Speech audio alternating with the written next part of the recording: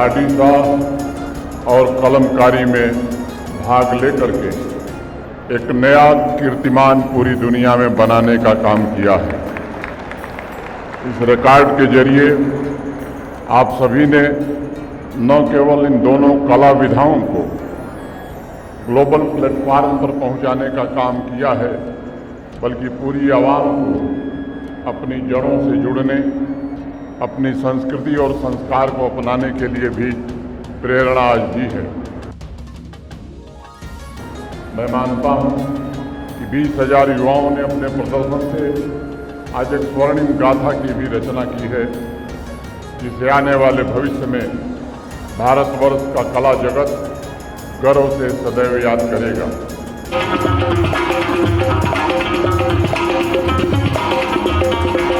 आज कलमकारी का डिस्प्ले देखकर मैं व्यक्तिगत रूप से बहुत प्रभावित हूँ और मैं मानता हूँ कि जम्मू कश्मीर में अपने बहुमुखी प्रयासों से भारतीय सेना ने, बारामूला के जिला प्रशासन ने ये साबित कर दिया है कि राष्ट्र की एकता और अखंडता के रक्षक होने के साथ साथ वो इस मिट्टी की समृद्ध संस्कृति के भी रखवाले हैं, पहरेदार हैं।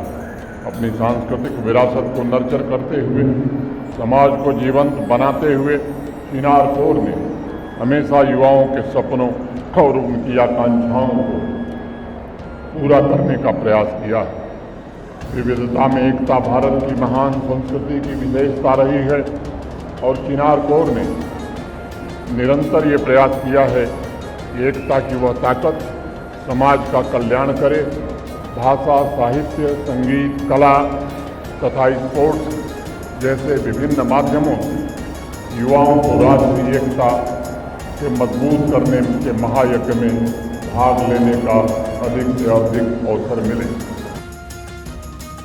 मुझे बताया गया है कि अभी हाल ही में बारामूला जिले में मिनी ओलंपिक का आयोजन किया गया था। संस्कृति के क्षेत्र में hidden treasure of north Kashmir नामक किताब का विमोचन भी हुआ था। मैं स्वयं उसका साक्षी रहा हूँ। मैंने dagger heritage centre, laser show और कमान नमन सेतु के माध्यम से बॉर्डर टूरिज्म को बढ़ाने के सेना के प्रयासों की सराहना करता हूँ। पहलगाम के बर्बर आतंकी हमले के पश्चात ऑपरेशन सिंदूर के द्वारा पाकिस्तान के भीतर मौजूद आतंकी ठिकानों को मिट्टी में मिलाकर भारत की वीर सेना ने स्पष्ट संदेश दिया था कि आतंकी मुल्क पाकिस्तान की कायराना हरकतें बर्दाश्त नहीं की जाएंगी।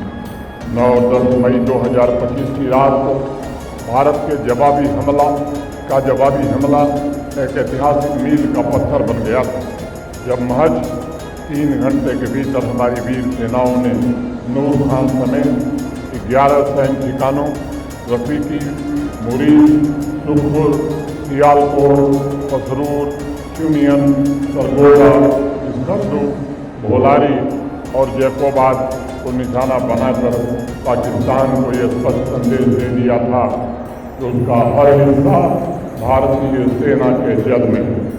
उसी जोश एवं समर्पण भाव से संस्कृति के संरक्षण का भी प्रयास भारतीय सेना कर रही है, जो वाकई काबिल तारीफ।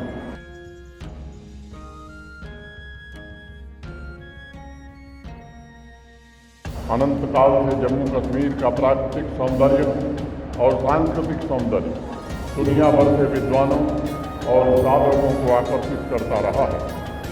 इसे भारत का मुक्तमणि सिर्फ इसलिए नहीं कहा जाता था क्योंकि यहाँ खूबसूरत वादियाँ, पहाड़ और नदियाँ, बल्कि यह राष्ट्र का सिरमौर इसलिए भी रहा है कि यह नॉलेज, म्यूजिक, लिटरेचर, कल्चर का भी ऊर्जा क्षेत्र रहा है। लंबे समय तक यह कवियों, ऋषियों और सूफी संतों का केंद्र रहा है। संस्कृति की अनेक विधाएं यहाँ फली फूली। लाठी साहब और कलमकारी इस मिट्टी की पहचान का एक अभिन्न हिस्सा है। मुझे गर्व है कि आज की युवा पीढ़ी इस विरासत एक नए जोश के साथ अपना रही है और आज का यह आयोजन उसी दिशा में एक ऐतिहासिक कदम है।